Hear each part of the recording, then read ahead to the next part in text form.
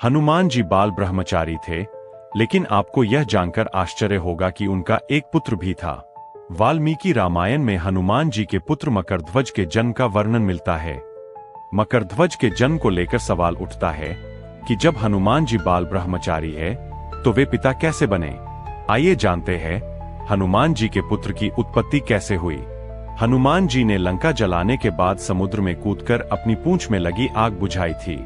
समुद्र में कूदने के समय हनुमान जी के शरीर का तापमान बहुत ज्यादा था। इसी दौरान उनके शरीर से पसीने की कुछ बूंदें समुद्र में गिरी।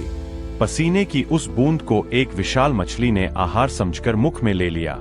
पसीने की उन बूंदों से मछली के भीतर एक शरीर का निर्माण हो गया।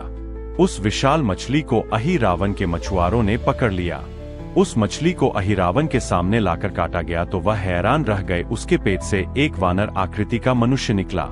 अहिरावण ने उसका पालन पोषण करवाया और उसे पातालपुरी का द्वार रक्षक बना दिया। उसे मकरध्वज नाम अहिरावण ने ही दिया। पौराणिक कथाओं के अनुसार मछली से जन्म लेने के कारण ही हनुमान जी के पुत्र का नाम मकरध्वज पड़ा। दोस्तों, वीडियो में आगे बढ़ने से पहले वीडियो को लाइक करके कमेंट में जय बजरंगबली जरूर लिखें और चैनल को सब्सक्राइब करना न भूलें। पौराणिक कथाओं में बताया गया है कि जब अहिरावण ने छल से राम और लक्ष्मण का हरण करके पाताल लोक में कैद कर लिया था, तब हनुमान जी प्रभु राम और लक्ष्मण को खोजते हुए पाताल लोक पहुंच गए। जब हनुमान जी पाताल लोक पहुंचे तो उन्होंने देखा कि वहां 7 द्वार थे और हर द्वार पर एक पहरेदार था। हनुमान जी ने सभी पहरेदारों को परास्त कर दिया, लेकिन अंतिम द्वार पर उन्हीं के समान बलशाली एक वानर पहरा दे रहा था। हनुमान जी ने उससे पूछा कि तुम कौन हो? तब मकरध्वज ने कहा कि मैं परम पराक्रमी पवन पुत्र हनुमान का पुत्र मकरध्वज हूँ।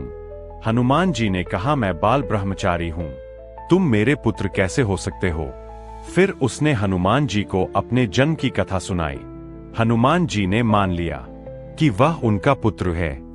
हनुमान जी ने कहा कि मुझे अंदर जाने दो, अहिरावण मेरे आराध्य श्री राम और उनके भ्राता लक्ष्मण को बंदी बनाकर ले आया है, मैं उन्हें मुक्त करवाने आया हूँ। मकरध्वज ने हनुमान जी से कहा कि आप मेरे पिता हैं, लेकिन जिन्होंने मेरा पालन पोषण किया है उन्होंने मुझे द्वार रक्षक नियुक्त किया है और किसी को भी भीतर जाने की अनुमति नहीं है। मकरध्वज ने कहा कि यदि आपको अंदर जाना है तो मुझसे युद्ध करना होगा।